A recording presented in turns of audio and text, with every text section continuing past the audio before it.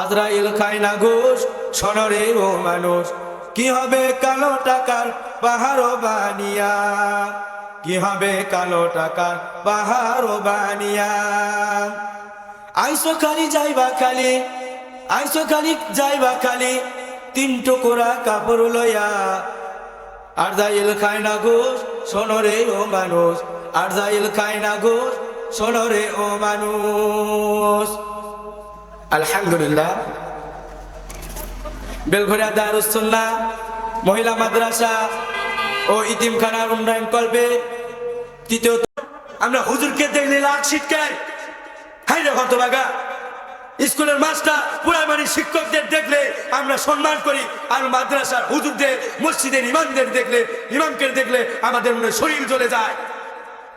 কেন? হুজুর না থাকলে তোমার পিতার বিয়ে পড়ানো হইতো না, হুজুর না থাকলে তোমার বাবার জানাজার হইতো না, তোমরা অবৈধ মায়ের সন্তান হইতে। সে হুজুররা এত কষ্ট করে লেখাপড়া শিখলো, শিখে সে হুজুররা তোমাদের শেখানোর জন্য সভাপতি, সহসভাপতি, বিশেষ অতিথি, বিশেষ অতিথিবৃন্দু, সম্মানিত অতিথিবৃন্দু, আমন্ত্রিত অতিথিবৃন্দু, আসসালামু আলাইকুম ওয়া রাহমাতুল্লাহি ওয়া বারাকাতুহু। আমি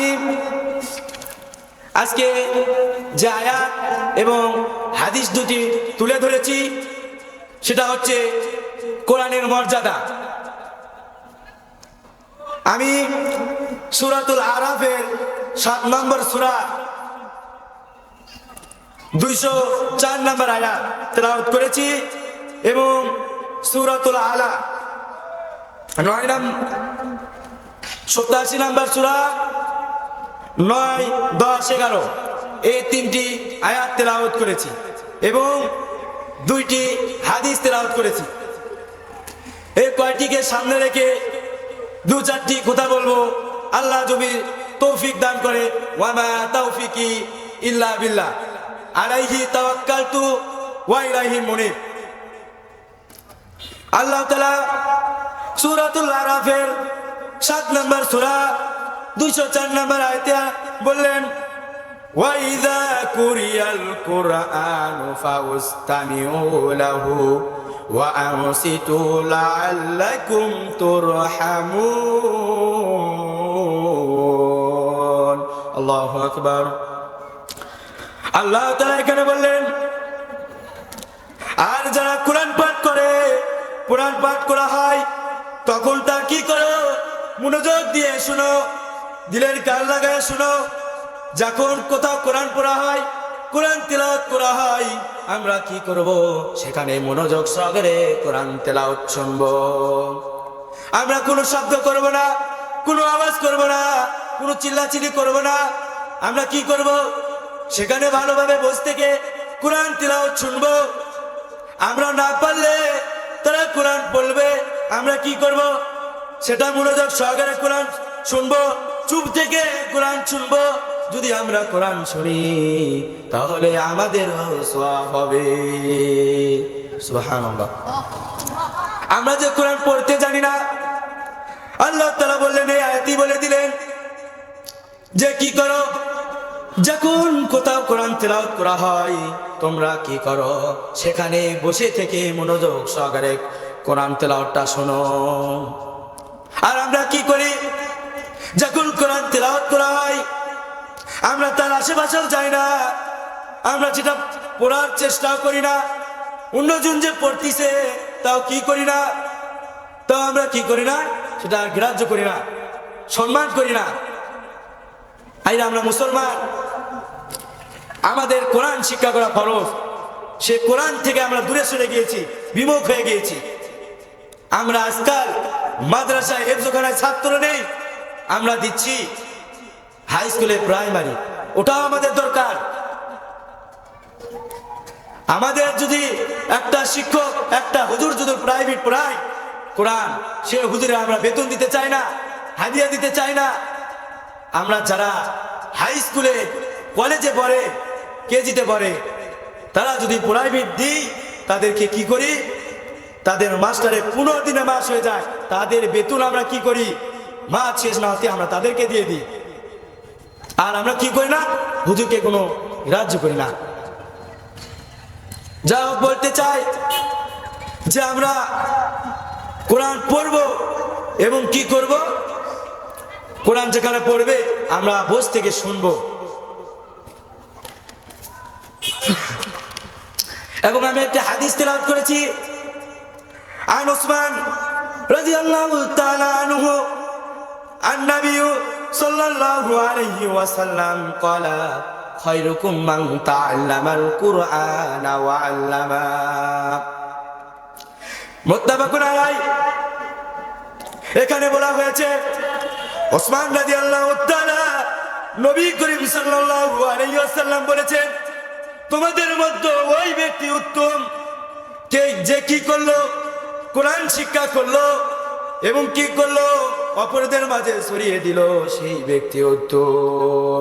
আর আমরা কি করি, উত্তম ওই ব্যক্তি, আমাদের ভিতরে যেটা প্রচারিত আছে যে যে ব্যক্তি কি করলো, 10 বিঘা 20 বিঘা জমি কিনলো, 10 তলা বাড়ি করলো, টাকা পয়সা যা, সে ধনাত্ম ব্যক্তি, সে সম্মানিত ব্যক্তি। আর রাসূল সাল্লাল্লাহু আলাইহি সাল্লাম হাদিসে বলে দিলেন যে সম্মানিত ব্যক্তি ওই যে কোরআন শিক্ষা করে এবং কি করে, অপরদের মাঝে কোরআন ছড়িয়ে দেয়, সে হচ্ছে উত্তম ব্যক্তি। আর আমরা কি করি না, তাদেরকে গ্রাহ্য দিই না, তাদেরকে সম্মান করতেও জানি না বা করিও না। তারপরে বলে দিলেন, তারপরে হাদিসে বললেন, আন উসমান আমামা আল বাহিলি ক্বালা সামিতু রাসূলুল্লাহ সাল্লাল্লাহু আলাইহি ওয়াসাল্লাম ইয়াকুলু ইকরাউল কুরআনা ফাইন্নাহু ইয়াতিয়াল কিয়ামা সাফিয়ান লিয়াসহাব। আবু উসমান আল বাহিলি রাদিয়াল্লাহু তাআলা আনহু থেকে বর্ণিত, তিনি বলেন রাসূল সাল্লাল্লাহু আলাইহি ওয়াসাল্লামকে বলতে শুনেছি যে তোমরা কোরআন তিলাওয়াত করো, কোরআন তিলাওয়াত করো। যখন তোমাদের কোরআন কি করা হয়, তিলাওয়াত করা হয়, কোরআন পড়া হয়, তখন কি করবে, যখন কিয়ামতের দিনে বিচার শুরু হয়ে যাবে, কিয়ামতের দিনে যখন বিচার শুরু হয়ে যাবে, তখন কোনো মানুষ থাকবে না, কেউ কি করবে না, এগিয়ে আসবে না। যেমন দুনিয়ার জীবনে কোনো বিপদ হলে আমাদের কাছে লোকজন এগিয়ে আসে, চেয়ারম্যান মেম্বার কত নেতা এগিয়ে আসে, কাল কিয়ামতের ময়দানে যখন কি করা হবে, বিচার শুরু হয়ে যাবে, বিচার শুরু হয়ে যাবে, সেই সময় আমাদের কোনো মানুষ কাজে আসবে না। আমাদের একটি মানুষ ইয়া হাবলি উম্মতি, ইয়া হাবলি উম্মতি বলতে বলতে সেজদায় লুটিয়ে পড়বে। আমার আল্লাহ তাআলা ডাক দিয়ে বলবে, হে আমার হাবিব, হে আমার দোস্ত, তুমি কেন কান্দো? তখন রাসূল সাল্লাল্লাহু আলাইহি ওয়াসাল্লাম বলবেন, আমি আমার উম্মতকে জান্নাতে না নিয়ে আমি জান্নাতে নিয়ে যাব না। সে কিয়ামতের ময়দানে কেউ এগিয়ে আসবে না, যত পীর হোক না কেন, হুজুর হোক না কেন, হাজি হোক না কেন, কেউ সেখানে যাবে না। যার জন্য তাই ব্যস্ত, যার জন্য তাই ব্যস্ত, ইয়া নাফসি ইয়া নাফসি বলতে বলতে থাকবে। সকল আমাদের কি হবে? আমরা যদি দুনিয়ার জীবনে কি করে থাকি, কোরআন তিলাওয়াত করে থাকি, ভালো কাজ করে থাকি, ইতিমখানা মাদ্রাসার পাশে যদি লেগে থাকি, তাহলে কাল কিয়ামতের ময়দানে কি করা হবে?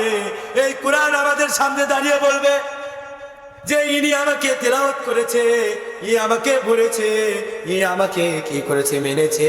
সেই কিয়ামতের ময়দানে এই কোরআন এইভাবে দাঁড়িয়ে বলবে, যতক্ষণে এই ব্যক্তিকে জান্নাতে না দিচ্ছ আমি কি করব না, আমি জান্নাতে, আমি তাদের ছাড়া এখান থেকে নড়ব না।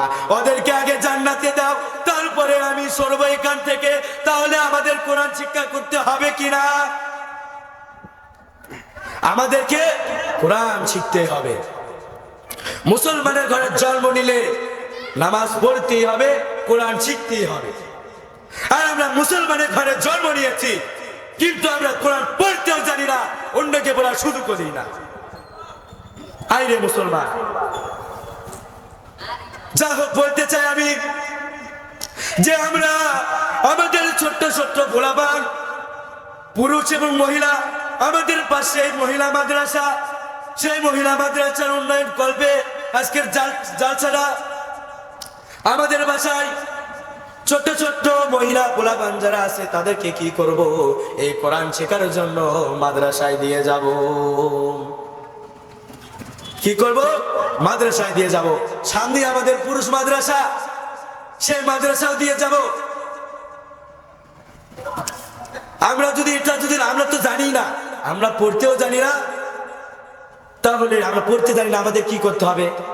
আমি তো সূরাতুল আরাফের 204 নম্বর আয়াতে বললাম যে কোরআন তিলাওয়াত করে, কোরআন পড়ে, তাদের সাথে সংযোগ থাকতে হবে। আমাদেরকে যারা বিধর্মী ব্যবসা করে, যারা সুদ ঘুষ জিনা ব্যভিচারের সাথে লিপ্ত আছে, তাদের সাথে আমাদের থাকা যাবে না। আমাদেরকে থাকতে হবে কোরআনের পথে। কোরআন যেখানে আছে আমরা সেখানে থাকবো তো ইনশাল্লাহ। আমাদের কোরআনের সাথে থাকতে হবে, তাহলে আমরা কাল কিয়ামতের ময়দানে নাজাত পাবো। আর আমরা যদি কোরআনের বিরোধিতা করি, তাহলে সেই কোরআন কিয়ামতের দিনে দাঁড়িয়ে বলবে, হে আল্লাহ, ওই ব্যক্তি, আমি কোরআনের মাহফিল করতে চাইছি, আমি মাদ্রাসা করতে চাইছি, তারা আমাকে মাদ্রাসা করতে দেয় নাই, তারা আমাদের মাহফিল করতে দেয় নাই, আমাদেরকে কি করেছে? বাধা দিয়েছে। কিয়ামতের ময়দানে কোরআন নিজে সাক্ষী দিবে, আমাদের মুখের জবান বন্ধ হয়ে যাবে। সেদিন হাত কথা বলবে, সেদিন মুখের জবান বন্ধ হয়ে যাবে, চামড়া কথা বলবে, পায়ের তালু কথা বলবে, প্রত্যেক অঙ্গ কথা বলবে, আমাদের মুখের জবান বন্ধ হয়ে যাবে। আমরা পাও দিয়ে হেঁটে ভালো কাজে গিয়েছি না মন্দ কাজে গিয়েছি, এটাও কিয়ামতের দিনে লেখা হবে। আমরা যে মুখ দিয়ে কথা বলি, এই কথারও হিসাব আল্লাহ তাআলা নিবে। ভালো কথা বললে তো ভালোই হলো, আর যদি ফাইসা কথা, মন্দ কথা বলি, সেটাও লেখা হবে, এটার হিসাব একদিন হবে। সে থেকে বলতে চাই দোস্ত বুজুর্গ, যে আমাদেরকে কোরআন শিখতে হবে। তাহলে এই হাদিস থেকে আমরা বুঝলাম যে আমাদের কোরআন শিক্ষা করা অতি জরুরি। আমরা পাশাপাশি বাংলা ইংরেজিও পড়বো, এটা পড়তে নিষেধ করতেছি না, বলতেছি এই পাশাপাশি এই কোরআনটা আমরা শিখবো, তাহলে আমরা কিয়ামতের ময়দানে কিছু হয়তো নাজাত পাইতে পারি। এই দুনিয়ার জীবনে একটি যদি বিপদ হয়, কোন বালা মুসিবত আসে, তাহলে কত নেতা, কত এমপি, কত বড় বড় প্রবাসী লোক এসে কি করেছে? বিপদটাকে উদ্ধার করে দেয়। আর কিয়ামতের ময়দানে ওই কঠিন কিয়ামতে কে আমাদের সাফায়াত করবে? কে আমাদেরকে কি করবে? আমাদের জন্য আল্লাহর কাছে সুপারিশ করবে। সেদিন সুপারিশে কেউ থাকবে না। সেদিকে বলতে চাই আমরা ইনশাআল্লাহ কোরআনটা পড়বো।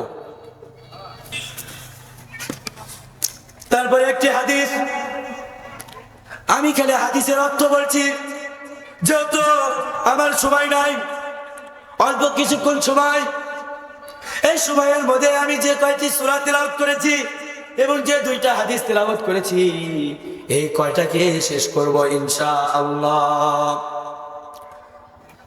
উসমান ইবনে হুদাইর রাদিয়াল্লাহু তাআলা আনহু থেকে বর্ণিত, কি বর্ণিত?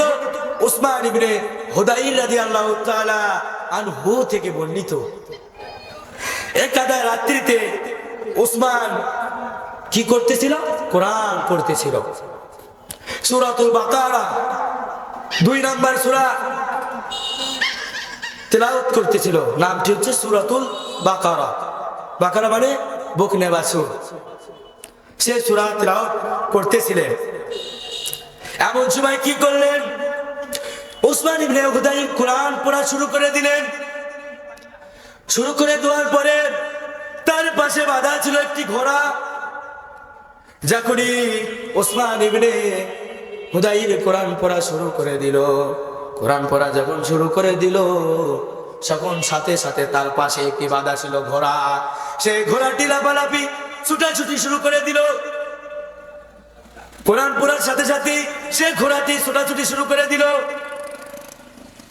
শুরু করে দেওয়ার পরে উসাইদ মনে মনে চিন্তা করলো, আমি পড়া শুরু করে দিলাম, সাথে সাথে কি করলো? ঘোড়াটি ছোটাছুটি শুরু করে দিল। সাথে সাথে উসাইদ কি করলো? উসাইদ সাথে সাথে কোরআন তেলাওয়াত বন্ধ করে দিল। কোরআন তেলাওয়াত বন্ধ করে দিল।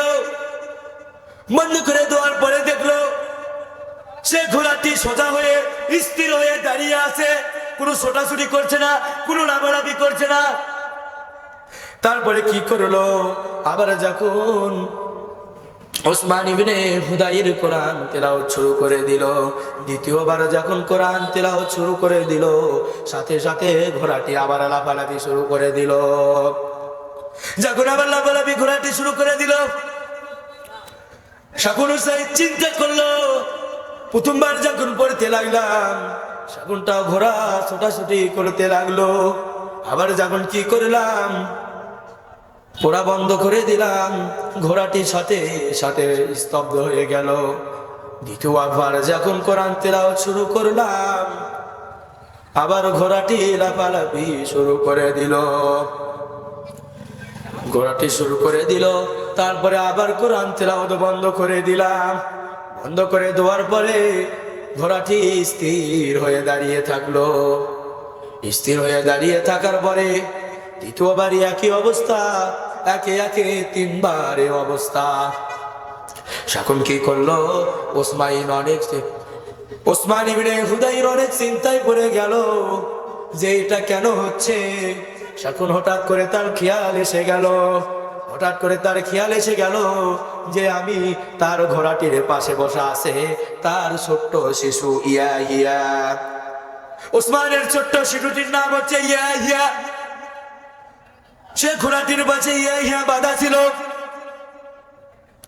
শাকুন কি করলো, ওসমান ইবনে হুদাইর কি করলো, চট করে গিয়ে এমন ভাবে ঘোড়াটির কাছে থেকে শিশুটি নিয়ে এসে তার বুকের সাথে জড়িয়ে ধরলো। ওখানে যে তার ছোট্ট শিশু বাঁধা আছে, তার কোনো ওইদিকে খেয়াল নেই, তার কি নেই, ওইদিকে কোনো খেয়াল নেই, ওইদিকে কোনো তার খেয়াল নেই। তিনি যে কোরআন তেলাওয়াত করতেছে তার ওইদিকে কোনো খেয়াল নেই। যখন খেয়াল এসে গেল, সাথে সাথে কি করলো, শিশুটিকে তুলে নিল, নিয়ে জড়িয়ে ধরে এমন ভাবে আসমানের দিকে তাকালো। তাকানোর সাথে সাথে দেখেছে কি হয়ে গেল, দেখে সাথে সাথে স্তব্ধ হয়ে গেল, ভয়ে আতঙ্কিত হয়ে গেল। ভয়ে আতঙ্কিত হয়ে গেল। কেন ভয়ে আতঙ্কিত হয়ে গেল? আসমানের দিকে তাকিয়ে দেখে ছোট্ট ছোট্ট জোনাকি পোকার এলাকায় অনেক ক্ষুদ্র ক্ষুদ্র আলো জ্বলছে। এমন ভাবে কি হলো, এমন ভাবে তামার রাত্রি কেটে গেল। তার অনেক চিন্তা মাথার ভিতরে চলছে। সে কি করলো, সাথে সাথে তামান রাত্রি কেটে গেল। কেটে যাওয়ার পরে সকাল বেলা নবী করিম সাল্লাল্লাহু আলাইহি ওয়াসাল্লামের কাছে চলে গেল। কাছে চলে গিয়ে বলল, হে আল্লাহর রাসূল, হে আমাদের নবী, বিশ্ব নবী জনাবে মুহাম্মদুর রাসূলুল্লাহ সাল্লাল্লাহু আলাইহি ওয়াসাল্লাম, আখিরে নবীর উম্মত, আমরা কি দেখেছি? আমি দেখলাম গত রাত্রিতে আমি কি করছি, কোরআন তিলাওয়াত করছি। কোরআন তিলাওয়াত করতে করতে আমার পাশে কি ছিল, একটি ঘোড়া বাঁধা ছিল। সেই ঘোড়াটি কি করলো, সাথে সাথে লাফানো শুরু করে দিল। আমি যখন কোরআন তিলাওয়াত করি, ওই ঘোড়াটিও লাফালাফি শুরু করে দেয়। আমি যখন কোরআন তেলাওয়াত বন্ধ করে দিই, তখনও কি করে যায়, ঘোড়াটি স্তব্ধ হয়ে থেমে যায়। রাসূল সাল্লাল্লাহু আলাইহি ওয়াসাল্লাম কি করলেন, তার বোঝার কোনো বাকি রইল না। তিনি বললেন, হে ওসমান ইবনে হুদাইর, হে ওসমান ইবনে হুদাইর, তুমি কি করেছো?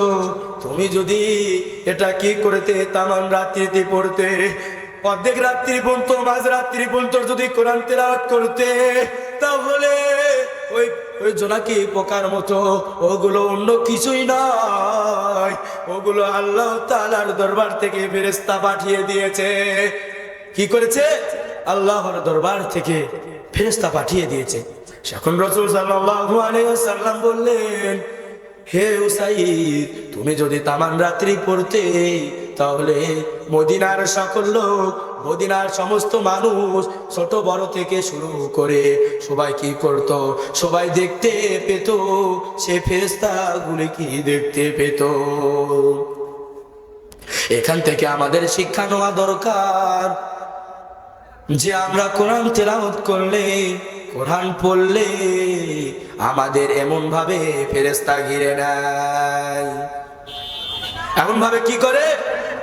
ফেরেশতা আমাদেরকে চারিপাশে চতুর্পাশে ঘিরে নেয়। কেউ যেন ক্ষতি করতে না পারে আমাদের, কেউ যেন আমাদের ক্ষতি করতে না পারে। রাসূল সাল্লাল্লাহু আলাইহি সাল্লাম বলেছেন, যে ব্যক্তি কি করলো, কোরআন পড়ার জন্য, কোরআন শেখার জন্য কি করলো, বাসায় থেকে বের হয়ে গেল, ফেরেশতারা কি করে? তাদের পাখা বিছিয়ে দেয়। কি করে? পাখা বিছিয়ে দেয়। কি করলো? যেহেতু আমার সময় শেষ, আজানের টাইম হয়ে গিয়েছে, আমি আর দীর্ঘায়িত করব না, আর অল্প কিছুক্ষণ 3টা আয়াত তেলাওয়াত করেছি, এই 3টা কথা বলি আবার সংক্ষিপ্ত বক্তব্য শেষ করব। তখন কি করা হয়? ফেরেশতারা কি করে?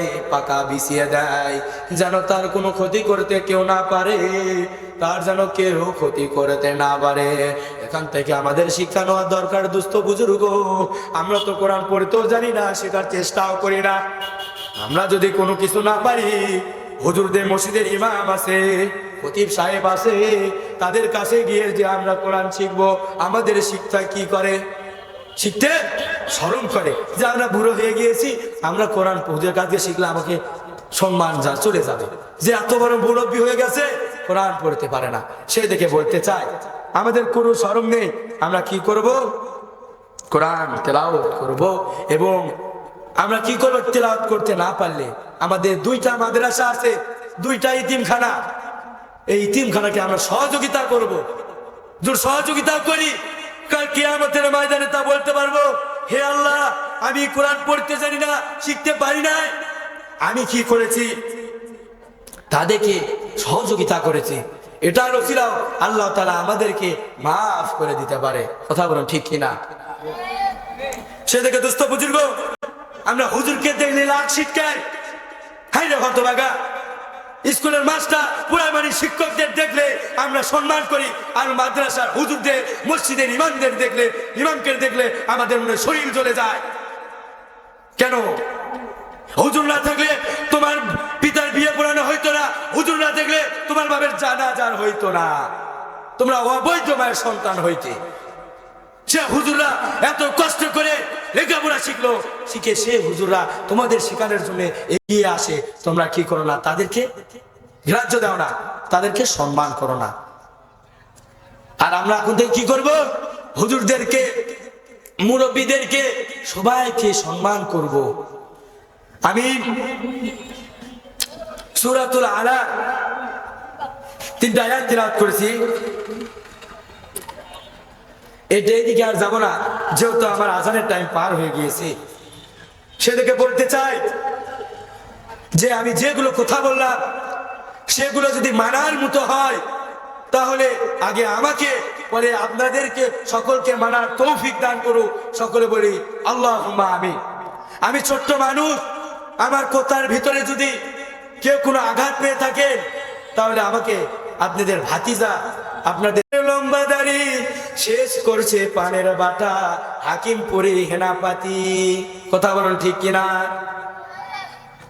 নানান রকম হুজুর নামছে গো, কোন হুজুরের লম্বা টুপি, কোন হুজুরের লম্বা দাড়ি, শেষ করছে পানের বাটা, হাকিমপুরি খাইয়া রে। আবার সাথে সাথে ফতুয়া দেয় যে জর্দা খাওয়া মাকরু, জর্দা খাওয়া বলে মাকরু। আমি আর ওইদিকে যাব না, এই বলি আমার সংক্ষিপ্ত বক্তব্য